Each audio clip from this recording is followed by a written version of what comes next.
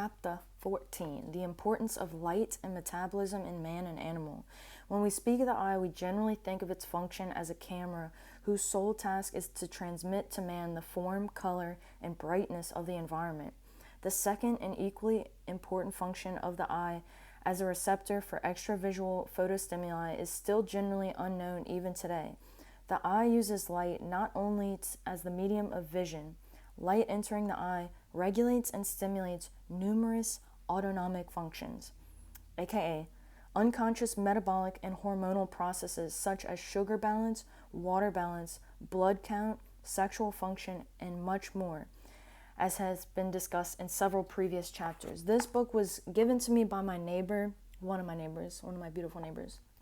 It's called The Influence of Ocular Light Perception on Metabolism in Man and Animal by F. Hulwich. And this book is so fascinating because it's a lot of studies on the difference in metabolism between blind people versus people who have a lot of ability to take in light through the eye. I've always been interested in this topic because I was born with cataracts. My sister and I, we have what we call congenital cataracts. So these are basically like little rock buildups in my eye, and I don't get as much light as like someone who has 20/20 vision. So I've always been interested in this. I wore glasses and contacts for a little while when I got to college, and my vision became gradually worse as I struggled with my other metabolic functions. Like I was struggling with a lot of insulin resistance, weight gain, acne, and how our eyesight is deeply influenced by our state of our whole body's health. And now I don't wear contacts or glasses anymore. The contacts were severely irritating to my eyes.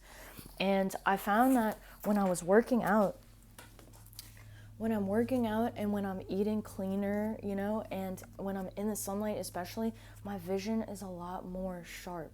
And it's just so fascinating. Our eyes are the external portion of the brain.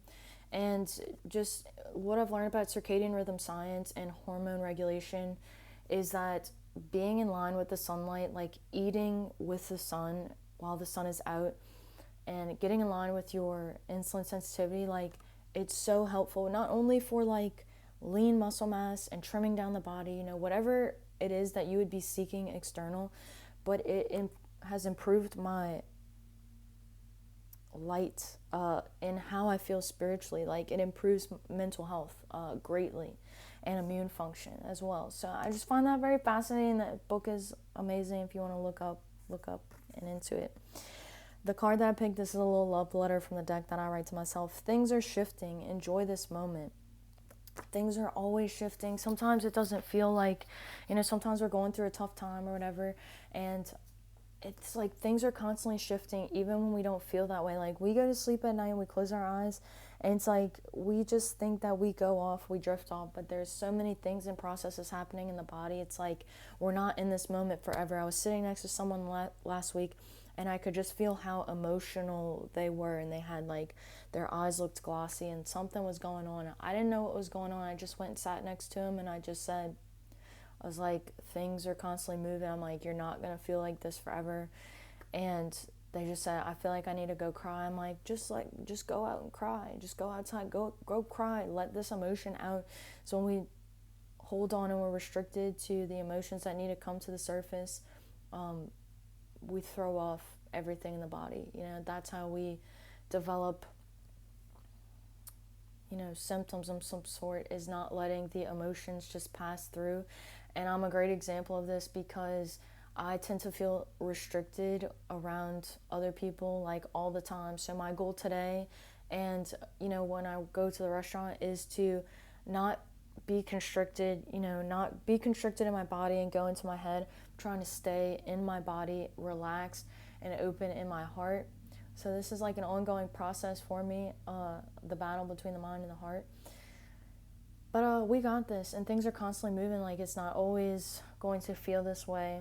And I've been following this guy named Joe Hudson for the last few days, and he just talks about, when you feel this anger, when you feel this frustration, when you feel these emotions, like become aware of that. Like don't push it away. And in my life, like, always felt like my anger was too much or my frustration was too much. And so I've just felt like, oh, this is bad, this is wrong, I don't want to feel this.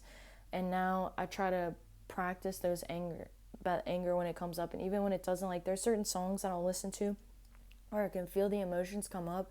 And right now, for the last few days, like, I've just been practicing letting my body feel that fully and not pushing it down. So I hope that's helpful for you if you're going through a similar process. It's a good time to be releasing things, especially in the summer while things are hot. And when things are hot, we're dilating, we're letting a lot of things out, a lot of sweat, a lot of anger, anger, fire, heat. And so it's a good time to let all of this out before the winter season comes and things start to become colder and more restricted and we start to go inward. I'm just trying to practice letting everything come out as it is right now. So anyway, hope you have a beautiful day. There's so many miracles coming. We just don't know. And yeah, you can like, share, and subscribe. But as always, I wish you the best of luck.